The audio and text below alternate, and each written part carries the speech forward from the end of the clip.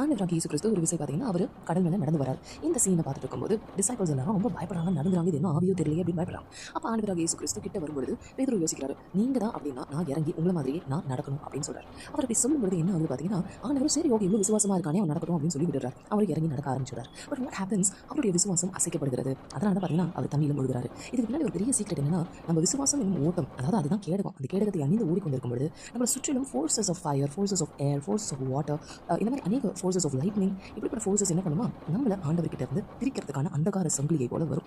நம்ம என்ன பண்ணணும், என்னதான் புயல் அடிச்சாலும், காத்தடிச்சாலும், மழை பெஞ்சாலும், இடி இடிச்சாலும் சரி, இல்லைனா முழுகி போனாலும் சரி, நம்ம ஆண்டவரில் நம்பிக்கையோட விசுவாசத்தோட இருக்கணும். ஏன்னா அவிசுவாசியா இராமல் விசுவாசியா இரு என்று தான் கர்த்தர் சொன்னாரே என்று கடலில் நடக்க வேணாம்னு அவர் சொல்லலை. இதெல்லாம் பார்த்தீங்கன்னா ஒரு அதிகாரம், பேதுருக்கு ஆண்டவர் அதிகாரம் கொடுத்திருந்ததால் தான் அவரால் முதல்ல அந்த கடலில் நடக்க முடிஞ்சது. ஆனால் அந்த அதிகாரம் எப்படி அங்கே கைவிட்டு போகும்னா, விசுவாசம் குறைய குறைய அதிகாரங்கள் விலகும். ஸோ உங்கள் விசுவாசத்தை காத்துக்கொள்ளுங்க, அதிகாரத்தோட செயல்படுங்க. ஆமீன்.